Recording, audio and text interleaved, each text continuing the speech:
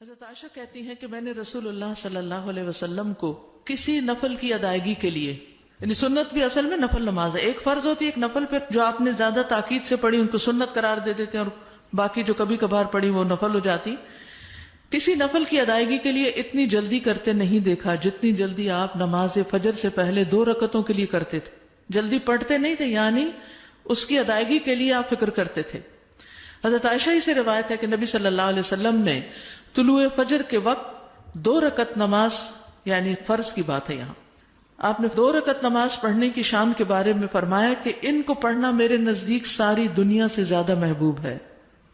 آپ نے فرمایا جو آدمی عشاء اور فجر کی نمازوں میں آ سکتا ہے تو اس پر لازم ہے کہ وہ آئے، اگرچہ اسے گھسٹ کے کیوں نہ آنا پڑے، یعنی گھٹنوں کے بل یا پیٹھ کے بل گھسٹ گھسٹ کے ہی آنا پڑے تو بھی آئے، لیکن آئے ضرور.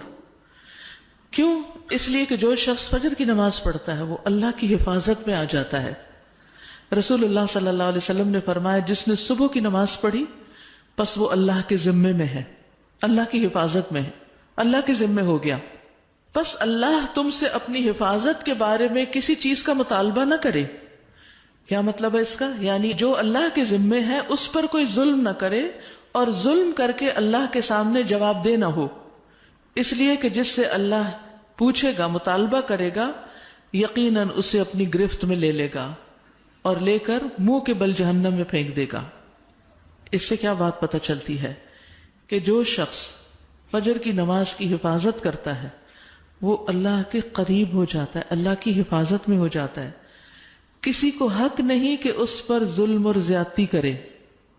جو اس شخص پر زیادتی کرے گا جو فجر پڑھتا ہے تو وہ دراصل اس ذمے میں خیانت کر رہا ہے جس کو اللہ نے اپنے ذمے لیا ہے، اور پھر قیامت کے دن اللہ تعالیٰ ایسے شخص کو پکڑے گا.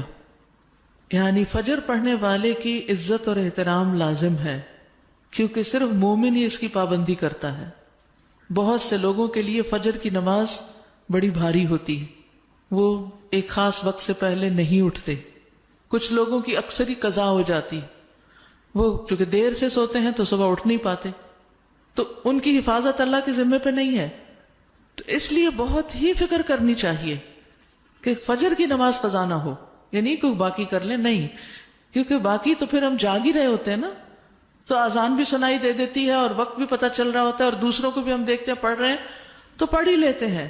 لیکن فجر کی چونکہ ایک ذمہ داری ہوتی ہے اٹھنے کی بھی، اور پھر وقت پر اٹھنے کی، اور پھر مسجد میں جانے کی، تو اس لحاظ سے اس کی حفاظت بہت ضروری ہے. اور فجر پڑھنے والا شام تک اللہ کی حفاظت میں ہوتا ہے.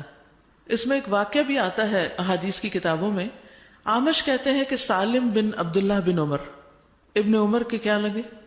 بیٹے، اور حضرت عمر کے پوتے، یہ حجاج کے پاس بیٹھے ہوئے تھے. حجاج کے بارے میں سب جانتے ہیں کہ بہت ظلم کرتا تھا.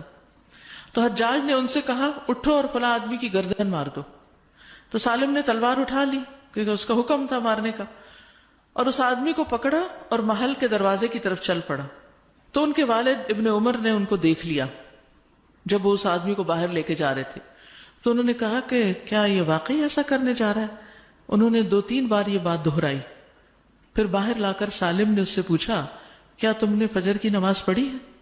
یعنی جس کو مارنے کا حکم تھا، کہا تم نے فجر کی نماز پڑھی ہے؟ اس نے کہا ہاں. سالم نے کہا پھر تم جس راستے سے جانا چاہتے ہو چلے جاؤ، اور وہ واپس آئے اور تلوار پھینک دی. حجاج نے ان سے پوچھا کیا تم نے اس کی گردن اڑا دی؟ انہوں نے جواب دیا نہیں. حجاج نے پوچھا کیوں؟ سالم نے جواب دیا میں نے اپنے والد کو یہ کہتے ہوئے سنا ہے کہ رسول اللہ صلی اللہ علیہ وسلم نے فرمایا جس نے فجر کی نماز ادا کی وہ اللہ کی حفاظت میں ہے یہاں تک کہ شام ہو جائے.